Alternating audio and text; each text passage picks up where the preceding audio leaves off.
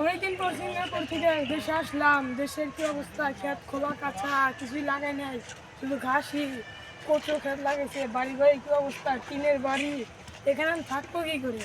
বন্ধুদের সঙ্গে একটু দেখা করে আসি, তাছাড়া এখানে কিছু করার নাই। কেরে যাচ্ছি কবে আলি?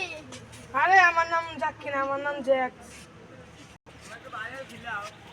শালার অবস্থা কি? প্যানের উপরে প্যান তুলছে। শালার অবস্থা কি? সবাই ঠিক আছে, তোরা জুতা করে বসছে।